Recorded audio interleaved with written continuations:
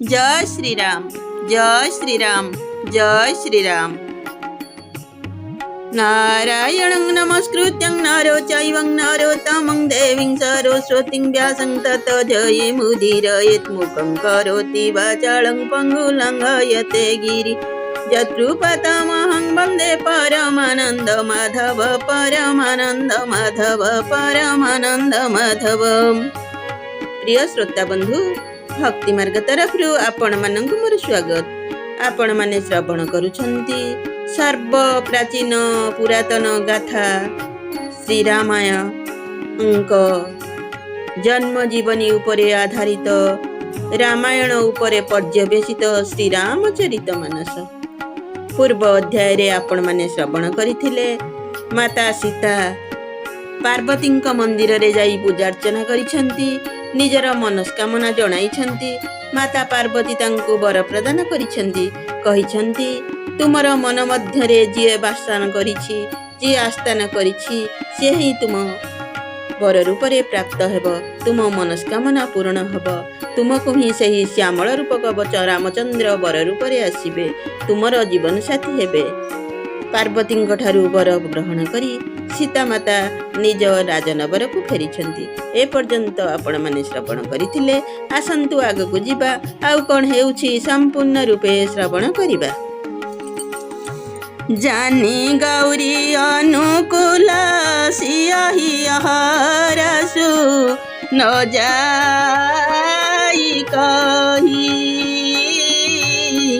मंजुल मंगल मूल बामंग फरक न लगे, बामंग फरक न लगे। माता गौरी अनुकूल होइछंती जानी सीतांक मनरे जो आनंद जात हेला ताहा भाषारे कहि हेब नाही। सुंदर मंगल मूल ना तांकर बामंग बारंबार स्फुरित हेला। हृदय सराहत सियलो नाई, गुर समीपे गौनी दो भाई। हृदय सराहत सियलो नाई, गुर समीप गौने दो भाई।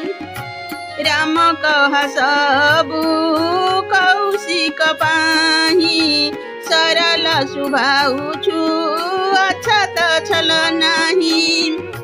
श्रीराम हृदय मध्य सीतांक सौंदर्यर बहु प्रशंसा कले एवं दुई भाई गुरुंक निकट को फेरीगले। श्रीराम विश्वामित्र को सबु कथा कहीदेले, कारण तांकर स्वभाव सरल, छंद कपट तांकु स्पर्श करे नहीं।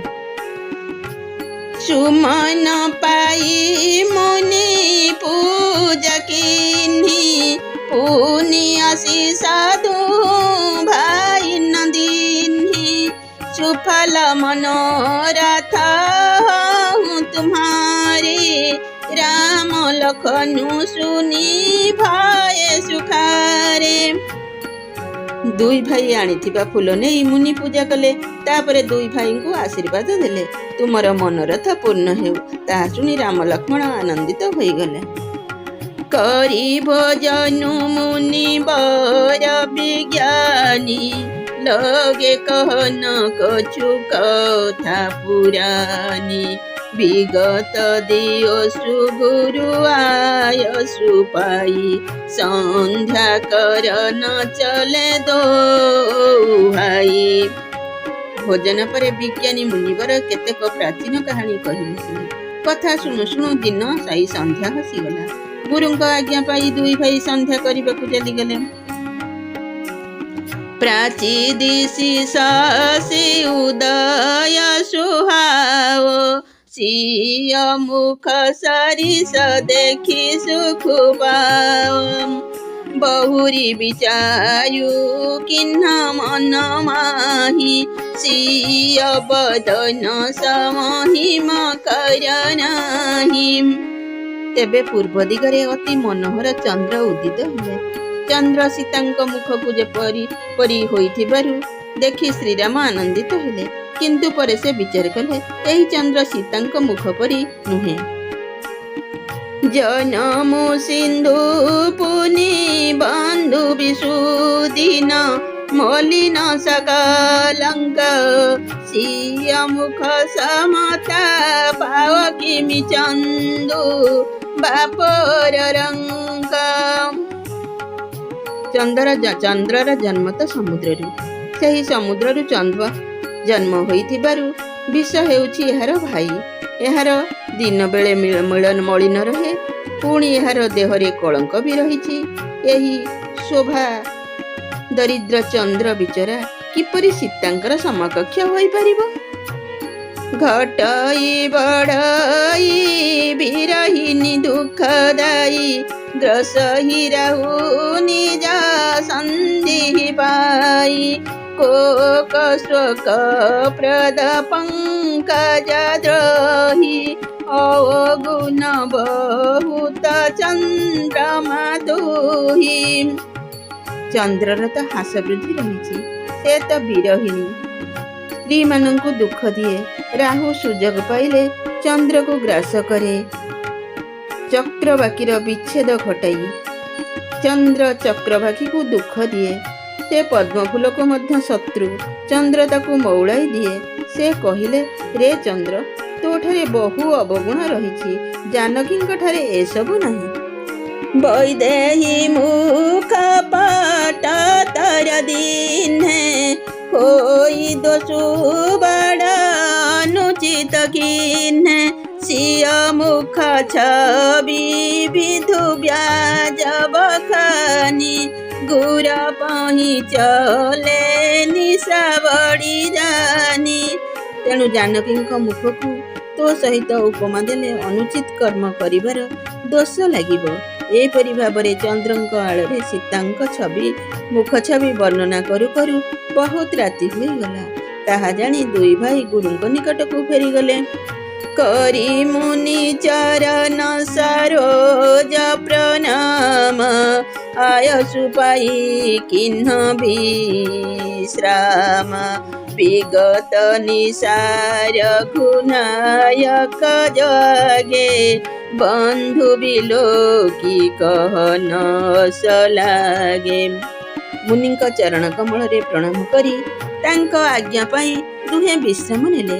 राति पाहु पाहु श्री रघुनाथ शଯ୍ୟା त्याग कले एवं दुई भाई को देखी कहिले, उभय अरुण अवलोकहु ताता पंकज कोक लोक सुखदाता। बोले लखनु जोरी जुग पानी प्रभु प्रभाहु सूचक मृदुबानी। बाबू देख, कमल को चक्रवाक को और समग्र संसार को सुख प्रदान करुथिबा अरुण उइलेणी। लक्ष्मण दुई कर जोड़ी प्रभुंक प्रभाव सूचाई कोमल कंठरे कहिले, अरुण दया सकुचे कुमुद उड़गन ज्योति मलिन जिमि तुम्हारा गमन सुनी भये नृपति बलहीन। अरुणोदय हेबारु कई फूल जेपरी मौली जाइछि एवं तारा मानंकर ज्योति जेपरी मलिन होई जाइछि। आपणक आगमन कथा शुणी सबु राजा सेहीपरि बलहीन होई जाइछन्ति।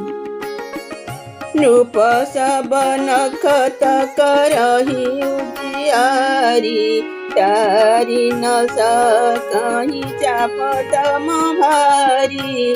कमलक मधुकर खगनन हर से सकल निशा ओसानम। राजा रूपी तारा माने आलोक दियंती सत, किंतु सेमाने शिव धनुरूपी विराट अंधकार को टाली परिबे नहीं। राति पाहि जिबारु पद्मफूल चक्रवाक भ्रमर और विभिन्न प्रकार पक्षी जेपरी हर्षित हेउछन्ति। ऐसे ही प्रभु सब भगत तुम्हारे होई टूटे धनु सुखारे। उभय भानु बिनु श्रमत मनासा दूरे नखत जगत तेजु प्रकाशम। हे प्रभु, धनु भांगी जिबा परे आपणकर समस्त भक्त सेहीपरि आनंदित होइजिबे।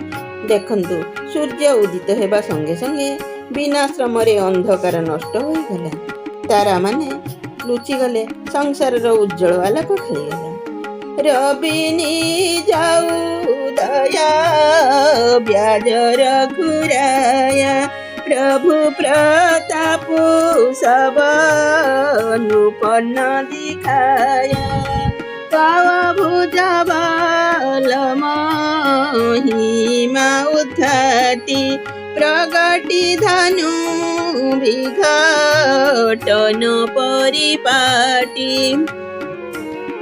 हे रघुनाथ, सूर्य तांक उदय छଳରେ सबु राजांक प्रभुंकर अर्थात आपणଙ୍କ प्रताप देखाई देइछि। आपणଙ୍କ बाहुबलर महिमा उद्घाटन करिबा ही निमंते ही धनुर्भंगर एही आयोजन करा जाइछि। बंधु माने आजि पई एतिकी, पुणी साक्षात हेब आगामी अध्याय रे। भीम शापिरणु भंग मुनिरापि मति भ्रम, जदि शुद्धम शुद्धवा मम दोष न विद्यते, मम दोष न